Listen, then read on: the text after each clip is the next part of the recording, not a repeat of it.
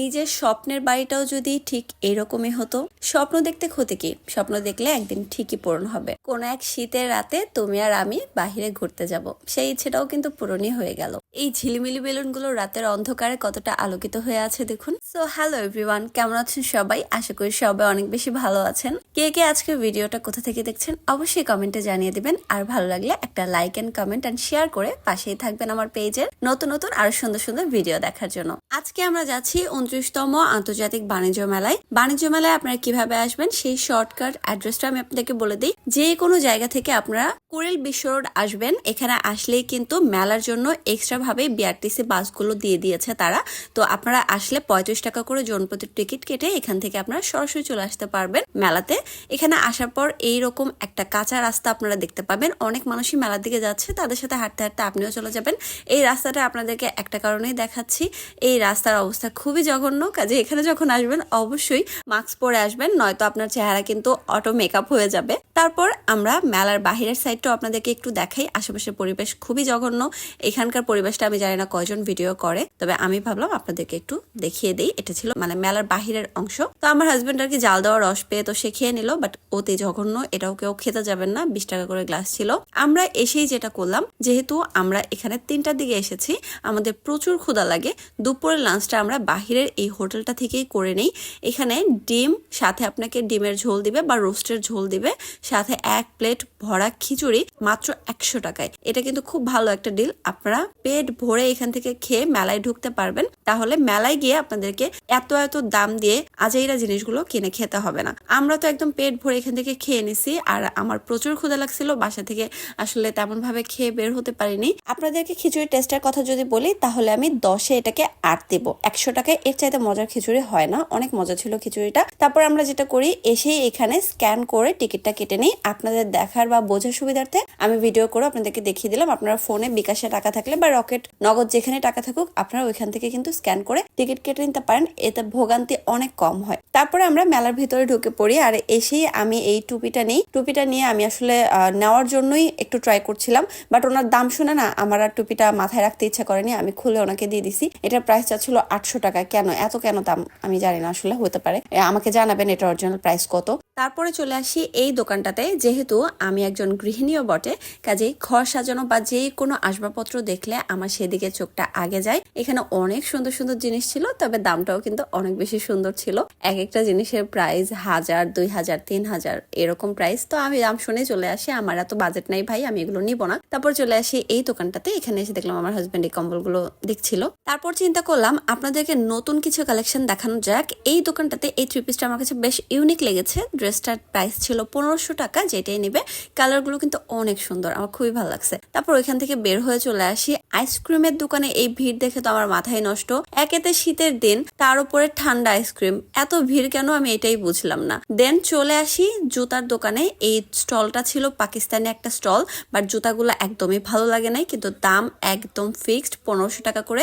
আমার হাতে যেটা এটাও 1500। তারপর চলে আসি একটা চুড়ির দোকানে। এটা ছিল মূলত কসমেটিক্স এর দোকান। এখানে 2 জোড়া চুড়ি আমি ট্রাই করলাম। চুড়িগুলো আসলে অনেক বেশি সুন্দর, দামাদামি করে নেওয়া যাবে হয়তোবা 200 টাকার মধ্যে। দেন আবারও কসমেটিক্স এর দোকানে চলে আসি। আমার হাজবেন্ড তো আমার উপর একদমই ফেড আপ, বারবারই বলতেছিল তুমি শুধু কসমেটিক্স এর দোকানে যাচ্ছ, কসমেটিক্স এর দোকানে যাচ্ছ। এখন ভাই আমি কিভাবে বুঝাবো যে মেয়ে মানুষের মূল আকর্ষণই তো আসলে কসমেটিক্স, ড্রেস, জুতা, এগুলো।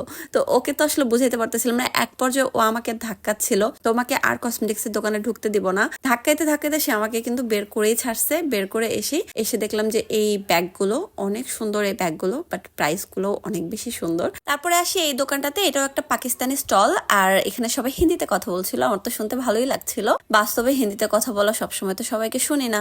এত স্টল ঘুরে শেষ করা ইম্পসিবল। তো ঘুরতে ঘুরতে আমরা এই স্টলটাতে চলে আসি। এখানে এসে দেখলাম খুব ভালো একটা অফার দিচ্ছে তারা। তো আমি এই স্টলটা থেকে বেশ কয়েকটা অফারই কালেক্ট করেছি। আমি কিন্তু সেটা আলাদা একটা ভিডিও আপনাদেরকে দিব, আমি কি কি কিনলাম। অনেক তো ঘোরাঘুরি হলো, এবার একটু নিজের মতো করে নিজেকে সময় দেওয়ার পালা। মামা যখন যখন এই ফেনাগুলো উড়াচ্ছিল কি যে ভালো লাগে আমার এই দৃশ্যটা দেখতে।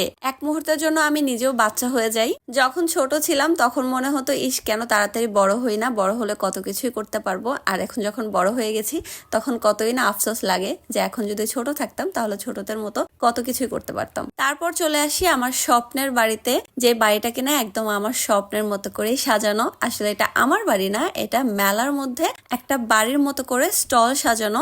ঘরের A to Z ফার্নিচার আপনারা এখানে পেয়ে যাবেন। আপনারা চাইলে সবটা কিন্তু ভিজিট করতে পারেন। কোনো একদিন আমিও আমার স্বপ্নের মতো করে আমার বাড়িটা সাজাবো। আমি প্রচুর রান্না বান্না করতে পছন্দ করি, তাই রাঁধুনির এই স্টলটা কিন্তু একদমই আমার চোখ এড়ায়নি। এই স্টলটা দেখে আমি স্টলে ঢুকে পড়ি তাদের অফার গুলো দেখতে। মেলাটা এত বড় যে আমি ঘুরতে ঘুরতে কখন যেন এই আইসক্রিমের স্টলটা পেয়ে যাই। আর আইসক্রিমের স্টলটার সামনে দেখেন এই বাচ্চাটার সাথে ভাইয়াটা মজা করতেছিল। আর মজা করতে করতে একটা পর্যায়ে বাচ্চাটা এত পরিমাণ কান্না করে দিছে, ওর কান্না আপনারা নিজেরাই দেখেন। ও লাস্ট পর্যন্ত আইসক্রিমটা আর হাত দিয়ে নেয়নি, এত পরিমাণ কান্না করতেছিল বাচ্চাটা। তারপর আমার হাজবেন্ড চলে গেল তার সাথে একটা পিকচার তুলতে, যেহেতু তাকে দেখতে একটু ভিন্ন স্টাইলের লাগছিল। একটা পিকচার তুলে নিল। আসেন আপনাদেরকে এখন আরো কিছু অফারের জায়গা দেখাই। এই জায়গাটাতে আসলে আপনারা কিন্তু কম দামে অনেক ভালো ভালো অফার কালেক্ট করতে পারবেন। এখানে 100 টাকায় খুব ভালো একটা প্যাকেজ ছিল, যেটা আমরা নিয়েও নিয়েছি। এখানে আমরা একজনকে দেখতে পেয়ে গেলাম। আচ্ছা বলেন তো উনি কি গেট আপ নিয়েছে, কে কে বলতে পারবেন অবশ্যই কমেন্টে জানান। তো আমার হাজবেন্ড তো তার সাথেও একটা ছবি তুলে নিল। সে মূলত বন্দুকের গুলি ছেড়ে ছেড়ে মেয়েদেরকে ভয় দেখাচ্ছিল। প্রিয় মানুষটাকে নিয়ে কি গিয়েছেন বাণিজ্য মেলায়? যদি না গিয়ে থাকেন অবশ্যই চলে যান। ঘোরাঘুরির লাইফের একটা পার্ট, এইটা যদি না থাকে লাইফটা একদমই বোরিং লাগবে। আর আমরা দুইজন তো ঘোরাঘুরি করতে অনেক পছন্দ করি। অবশেষে আমি এই ঝিলমিলি বেলুনগুলোর দেখা পেয়ে গেলাম, যেটা কিনা এত ভাইরাল, অথচ এটাকে আমি হারিকেন লাগিয়েও খুঁজে পাই না। এই মেলাতে এসে আমি অন্তত এই বেলুনের দেখাটা পেয়েছি, এটাই অনেক। কিন্তু এখন মামারাও বুঝে যায়, কাজে বেলুনগুলো দিতে চায় না, জানে যে কিনবে না, শুধু ছবি তুলেই চলে যাবে। আমি মেলাতে ঢোকার সময় খেয়ে ঢুকেছিলাম, আবার বের হয়েও বাহিরে খাচ্ছি। আপনারা দেখছেন আমি মেলার ভিতরে কিন্তু কিচ্ছু খাইনি। মেলার ভিতরে 5 টাকার জিনিস 10 টাকা। আমার ভাই অত টাকা হয় নাই, আমি 5 টাকার জিনিস 10 টাকা দিয়ে একদমই খেতে রাজি না। আর আমার কাছে মনে হয় মেলার মজা মেলার ভেতরে থেকে মেলার বাহিরে। মেলার মূল আনন্দটা যদি উপভোগ করতে চান তাহলে আগে বাহিরে ঘোরাফেরা করবেন, দেন মেলার ভিতরে প্রবেশ করবেন। আমার কাছে বাহিরের প্লেসটাও ভালোই লেগেছে। আমরা যেহেতু শনিবারে গিয়েছিলাম মেলাতে, আমরা অনেক রাত পর্যন্ত মেলাতে ছিলাম। আপনারা যারা ভিড় একদমই পছন্দ করেন না তারা কিন্তু শুক্র শনিটা অ্যাভয়েড করে যাবেন, তাহলে ভালো এনজয় করতে পারবেন। আজকের মতো ব্লগটা এখানেই শেষ করছি। দেখা হয়ে যাবে নেক্সট একটা ব্লগে। ততক্ষণ পর্যন্ত সবাই ভালো থাকবেন। আল্লাহ হাফেজ।